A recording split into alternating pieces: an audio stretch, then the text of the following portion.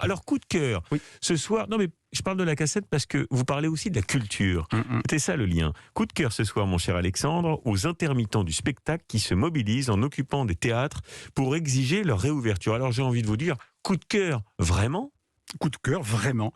Parce que ça fait comme 5 mois que les théâtres sont fermés, 5 mois auxquels il faut quand même ajouter les mois de fermeture du premier confinement et puis les innombrables manifestations qui ont été annulées au cours de l'été. Alors pour le monde du spectacle, Julien, c'est une catastrophe. Pour les intermittents, bien sûr, mais aussi pour les organisateurs de spectacles, les propriétaires de théâtre, sans oublier tous ceux qui créent, tous les créateurs, les génies, qui travaillent dans le vide, qui travaillent sans déboucher.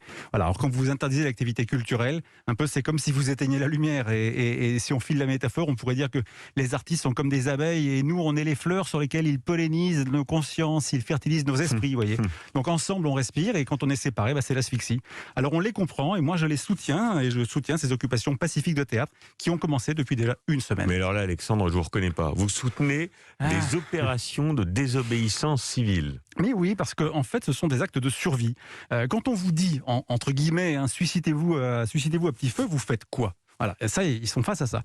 Puis je voudrais aussi mentionner une magnifique action de résistance poétique, la formule n'est pas de moi, avec un flash mob réalisé le 4 mars à la gare du Nord par des intermittents et des chanteurs de l'Opéra de Paris.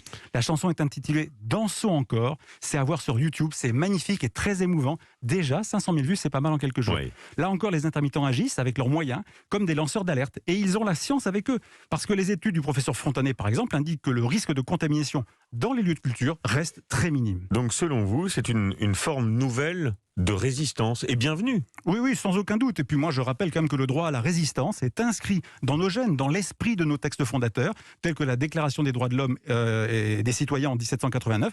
Et puis, le droit à la désobéissance, il est aussi valable pour les serviteurs de l'État. Alors, il est très encadré, certes, mais il existe, voilà. Mais par-delà le droit, Julien, la question fondamentale, c'est la question de la cohérence des décisions publiques et leur acceptation par les populations. Or, dans ce cas, ces décisions, elles paraissent abusives et absurdes, donc elles sont contestées. Mais il y a quand même quelqu'un qui n'est pas du tout d'accord avec vous. C'est Roselyne Bachelot qui n'est pas contente du tout, la ministre de la Culture. On a vu quelques images d'elle disant qu'elle n'était pas contente. Mais elle fait quoi, la ministre de la Culture ? Elle nous avait promis des essais, des expérimentations. En Espagne, les théâtres fonctionnent depuis des mois, en respectant des protocoles rigoureux. On attend quoi ?